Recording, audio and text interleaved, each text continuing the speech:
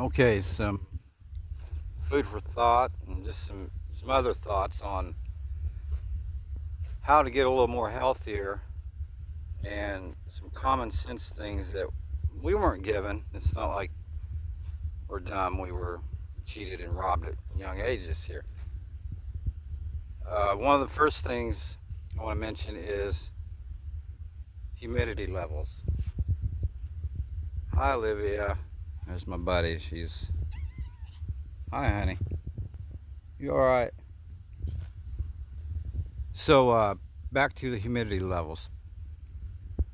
This is so important. I mean, it's like way up there. It's summertime for most of us.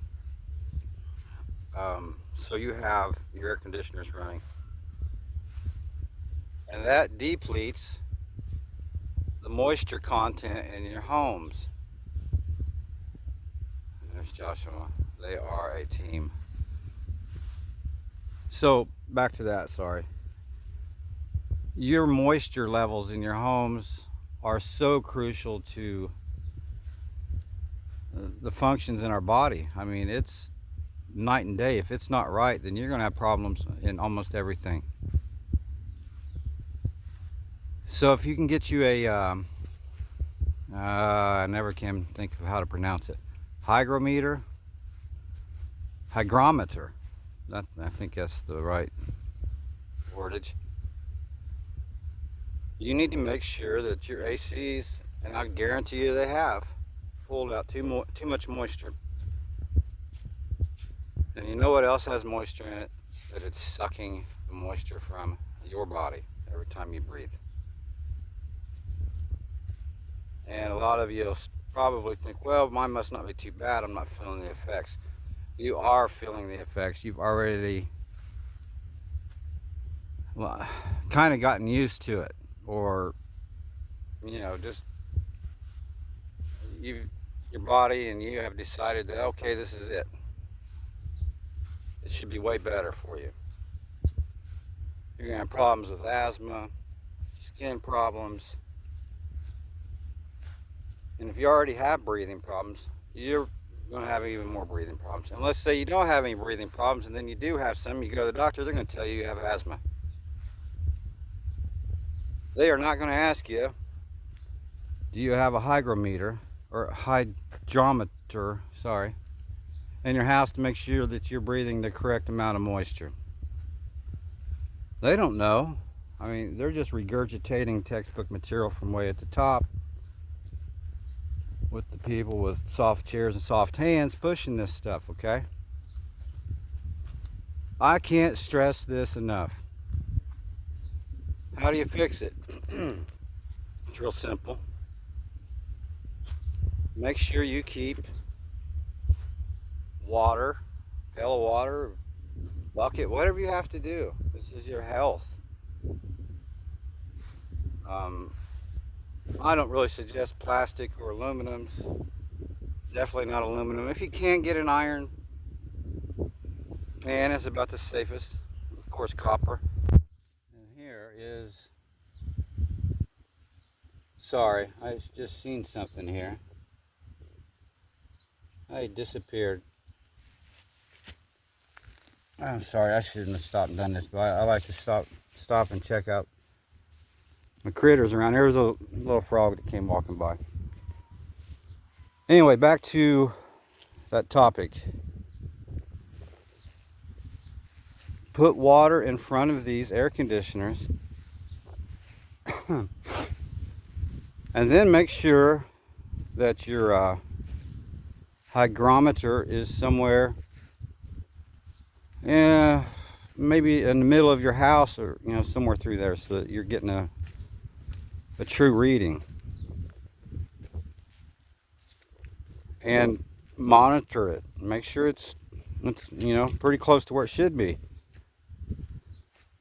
You want somewhere around 40%, Everything's always moderation. It's always somewhere in the middle. 40% is pretty good. And of course, if you have more than that, it's going to be hard to breathe, and then the moisture content in the air is going to pick up and grab a hold of a piece of mold or some mildew or some bacteria, or you dropped something behind the countertop and didn't know it, and it's growing some funky stuff. Will those little things affect you? Absolutely, in your closed environment. You sleep in there, you eat in there. And all this will affect your sleep if humidity isn't right.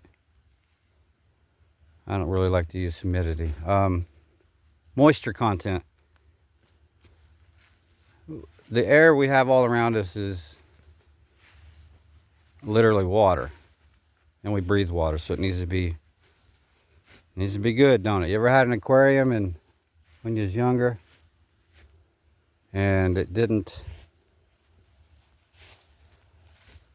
your fish didn't make it because the air hose wasn't hooked up right. Not enough air in their water, but same thing for us, not enough water in our air. And I was going to make this a little bit longer, but I've got someone calling me and looks like coming down the driveway. No, they went on. Okay. And humidity in the summertime, so we kind of covered that.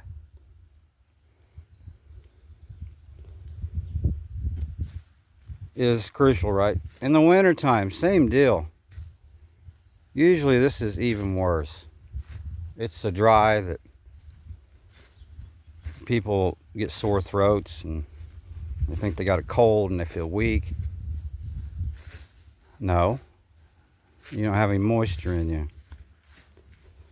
You get a stuffy nose, you can't get rid of it. You go to the doctor and get some medicines. Just added to the problem.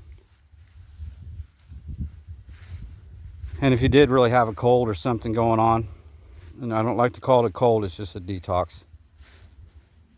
It's a moisture problem, more than likely. Of course, there's variances in this. Make sure that when it's hot out, you also have the correct moisture, because you don't want a lot of moisture. You're going to have major problems. And if you don't have enough moisture, you're going to have major problems.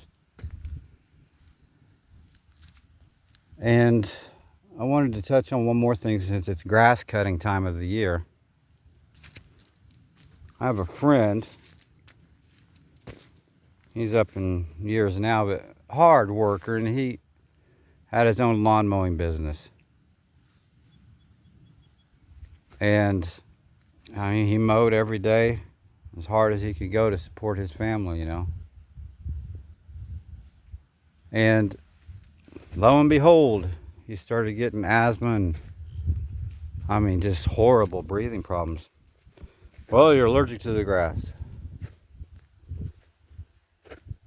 Well, no. He took care of yards that True Green came in and sprayed, or whatever company you may have around you, come in and spray every couple weeks for the dandelions and this, that, and the other, so that your yard only had grass and certain kinds. As you are cutting grass, he was, and anyone, if you have done this to your yards, or this is what you do for a living, be fair warned, this man is disabled now because of this, and the doctors cannot tell him that. And it's exactly what happened to him. Because they don't know, they're oblivious. So if you was to breathe grass clippings and dry grass for years upon years, and it was full of chemicals, what do you think would happen? Are you going to have breathing problems? This man is completely disabled now. Completely disabled from it. And he hasn't even a clue. I've never told him. He's very set in his ways kind of person, and you have to watch who you cast your pearls to, unfortunately. Of course, I pray for him. Anyway, long story short on that, there's nothing in your yards that needs killed off. There's very, very few plant life that is harmful to your bodies. In fact, even the ones that are harmful in very small quantities are medicinal. Of course, you'd have to research that thoroughly, you know, before you dabble in that. What else did I want to touch on? This is kind of a long video. A little irritated today because people around me they're getting sick, you know, and they stay sick, and I want them to feel good. And yes, the Lord will heal us, but He didn't put us down here not to have wisdom. If you don't want to get hit by a car, you don't go lay down in the highway. And He wants us to share wisdom, so that's what we should all be doing. No matter how minute of a thing you think it is, I guarantee you somebody needs it desperately. One more topic, formaldehyde. It's in everything. I've been warning about it for, I don't know, 20 plus years. Because I'm in the trades, carpentry, and well, if I pick something up and cut it on the saw, I read what's in it. Well, there's none of it. It wasn't loaded full of that. So I always tried to cover up. But this formaldehyde is in your shampoos, conditioners. I mean, again, common sense, and I'm not making fun of anyone because I was there too. Why do you think if you find a bottle of shampoo back in the closet somewhere that's been there for 5 years, still smells fresh and bright? There's no way that could be normal. It's additives, it's preservatives. And unfortunately, formaldehyde. So you get in the shower and you're washing and you got the hot water going, so then you create this steam in there, and then you're breathing this stuff. And down the road a ways, you wonder why you got problems breathing, allergies, eyes, hair, skin, your nails. And a real good giveaway that you're using something pretty toxic is look at your feet or your back. Because most people don't rinse it off well enough, or it soaks in so quickly as you are washing it off with hot water that will absorb. You'll get these weird tags and bumps, skin things on your feet. Next thing you know, you're at the doctor and they're telling you, oh, we need to remove all this. In fact, you don't. You need to stop using the stuff you're using, and those will go away.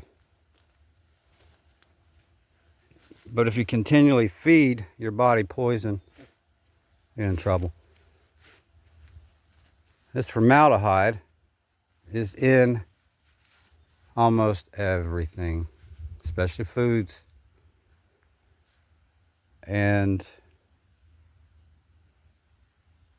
I don't know, it's frustrating watching everybody do these things to themselves.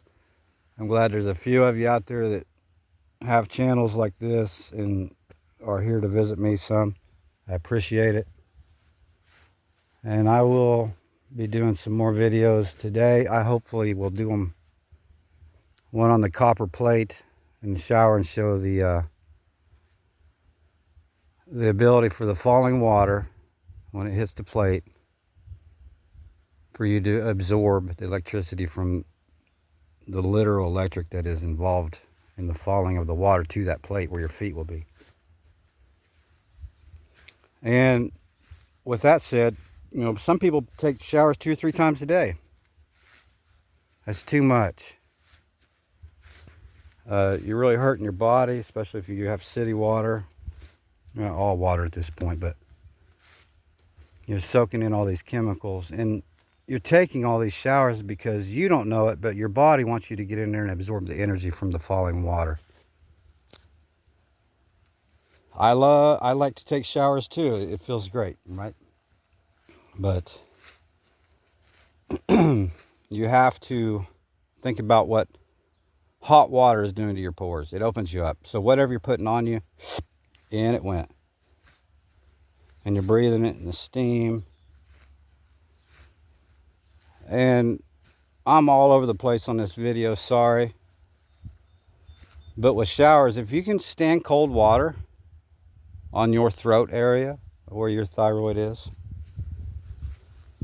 and your chest, your thyroid, let's focus on that. That will help your thyroid.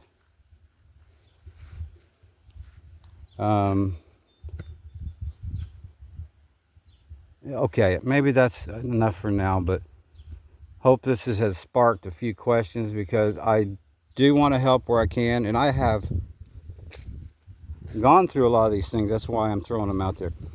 And I by no means know everything. So if somebody has something that they can throw my direction, I'm very happy to hear it. I say let iron sharpen iron. And again, have a great day.